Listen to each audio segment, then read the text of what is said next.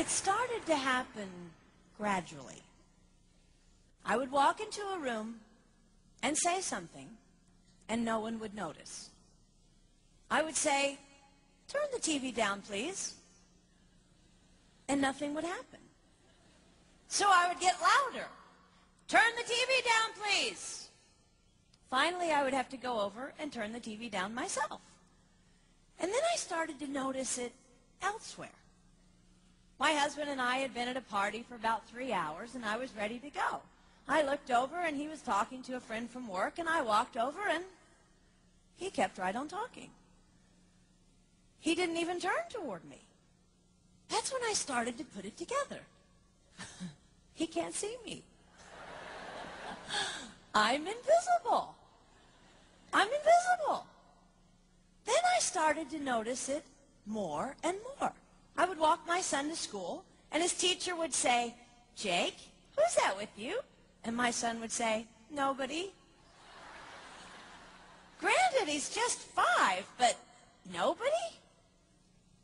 One night, a group of us gathered, and we were celebrating the return of a friend from England. Janice had just taken this fabulous trip, and she was going on and on about the hotel she stayed in. And I was sitting there looking around at the other women at the table. I'd put my makeup on in the car on the way there. I had on an old dress because it was the only thing clean, and I had my unwashed hair pulled up in a banana clip, and I was feeling pretty darn pathetic. And then Janice turned to me, and she said, "I brought you this." It was a book on the great cathedrals of Europe.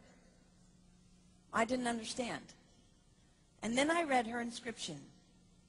She wrote, "With admiration for the greatness of what you are building when no one sees." You can't name the names of the people who built the great cathedrals. Over and over again, looking at these mammoth works, you scan down to find the names, and it says, "Builder, unknown, unknown, unknown." They completed things not knowing that anyone would notice. There's a story about one of the builders who was carving a tiny bird inside a beam that would be covered over by a roof. And someone came up to him and said, "Why are you spending so much time on something no one will ever see?" And it's reported that the builder replied, "Because God sees." They trusted that God saw everything. They gave their whole lives for a work, a mammoth work they would never see finished. They showed up day after day. Some of these cathedrals took over 100 years to build. That was more than one working man's lifetime.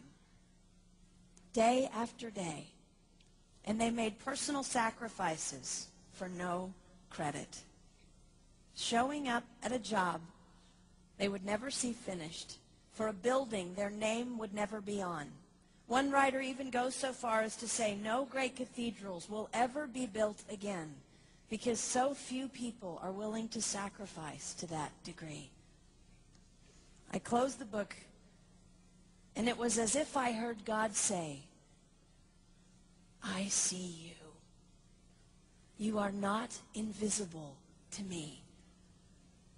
No sacrifice is too small for me to notice. I see every cupcake baked, every sequin sewn on, and I smile over everyone. I see every tear of disappointment when things don't go the way you want them to go. But remember, you are building a great cathedral. It will not be finished in your lifetime, and sadly, you will never get to live there. But if you build it well, I will." At times, my invisibility has felt like an affliction to me. But it is not a disease that is erasing my life. It is the cure for the disease of self-centeredness. It is the antidote to my own pride. It's okay that they don't see. It's okay that they don't know. I don't want my son to tell the friend he's bringing home from college, "You're not going to believe what my mom does. She gets up at 4 in the morning and she bakes pies and hand-bastes a turkey and she presses all the linens."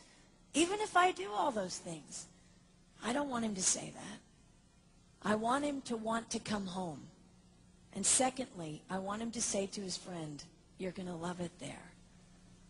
It's okay that they don't see. We don't work for them. We work for him. We sacrifice for him. They will never see. Not if we do it right. Not if we do it well. Let's pray that our work will stand as a monument to an even greater God.